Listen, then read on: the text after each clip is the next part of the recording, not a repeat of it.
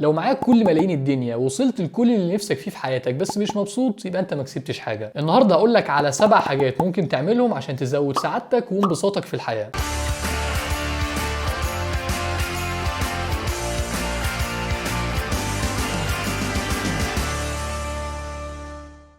رقم 1 وممكن تستغرب شويه وانت بتسمعها، وهي انك تخلي ليك مواعيد نوم وصحيان ثابته كل يوم. ايا كان ميعاد نومك 10 بالليل ولا 6 الصبح، المهم ان يبقى ليك مواعيد ثابته بتنام وتصحى فيها كل يوم. والاهم بقى انك تنام عدد ساعات كافي، يعني مش اقل من 7 ساعات في اليوم. انت ممكن تكون مش عارف قيمه الموضوع ده، بس صدقني جوده نومك ليها تاثير ضخم على جوده يومك. يعني لو نايم كويس وصاحي براحتك هتلاقي مودك حلو طول اليوم، وهتلاقي نفسك فايق ومصحصح وعارف تركز في اي حاجه. لكن لو نايم 4 ساعات وصاحي بمنبه هتلاقي نفسك مقريف طول اليوم ومش طايق دبان وشك، ومش هتعرف تركز اصلا في اي حاجه بتعملها، فالدنيا هتبوظ منك وتتضايق اكتر، وهكذا. اهتم بنومك شويه وحاول تنام في اوضه ضلمه بعيد عن الموبايل، وهتلاقي جوده حياتك كلها بقت احسن بكتير.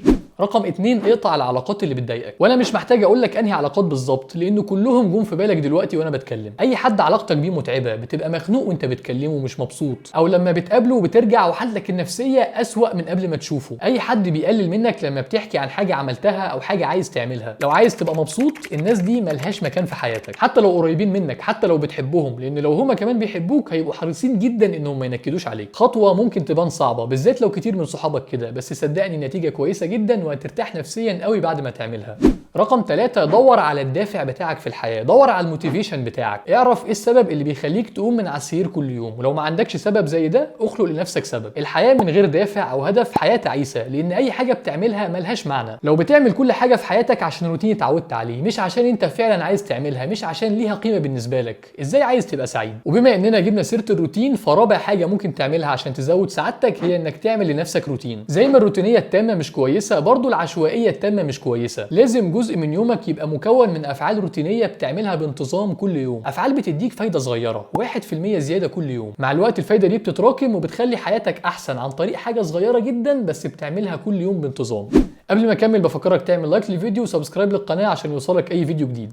رقم 5 قلل بقدر الامكان وجود السوشيال ميديا في حياتك. مش بقول لك اقفل كل السوشيال ميديا، انا مش شايف ان السوشيال ميديا شيطان بالقدر اللي الناس بتتكلم عنه. انا بقول لك حدد لها وقت ومساحه، وما تخليهاش تاخد اكبر من المساحه دي في حياتك، بالذات لو انت شخص بيتضايق او يحبط لما يشوف الانجازات الوهميه اللي الناس بتنزلها على النت. يعني لو انت بتسكرول ساعه كل يوم على انستجرام وتشوف العربيات والفنادق والمصايف والعضلات وتحبط وتحس بالنقص وتتضايق من حياتك، يبقى لازم تقفل الانستجرام خالص، لانك كده عمرك ما هتتبسط مهما عملت. لان اي حاجه هتحققها او تعملها في حياتك اكيد في حد عملها احسن منك، اكيد هتلاقي حد واصل لاعلى منك فيها، بالذات لما يكون اللي انت شايفه هو وش القفص اللي بينزله لك على السوشيال ميديا.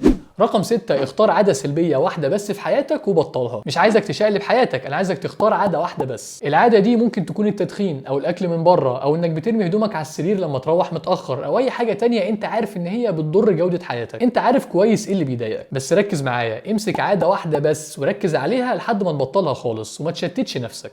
رقم 7 اعمل حاجه تخليك تضحك كل يوم. الحاجه دي ممكن تبقى مسلسل كوميدي او قصه مضحكه او مكالمه مع صاحبك اللي بتهزروا مع بعض كتير، ممكن حتى تبقى فيديو 10 دقايق كوميدي على يوتيوب. ما تخليش اي يوم يعدي من غير ما تضحك فيه، لان الضحك ليه علاقه طرديه بهرمونات السعاده في جسمك. حاول تضحك. رقم 8 جرب هوايه جديده. في اكتر من 100 هوايه ممكن تجربهم، ما بين العاب رياضيه او موهبه ممكن تنميها زي الرسم او الكتابه او زي صيد السمك او التصوير او حتى جمع الاحجار الكريمه. اختار هوايه انت فعلا بتحبها وبتبقى مبسوط وانت بتعملها. ولو مش عارف تبدا منين، ممكن تشوف الفيديو ده اللي بقترح لك فيه هوايات كتير مناسبه لاي راجل، ممكن تجرب منهم 2 أو 3. لايك للفيديو لو استفدت اي حاجه، وسبسكرايب للقناه عشان يوصلك كل جديد. شكرا لحسن استماعكم، السلام عليكم.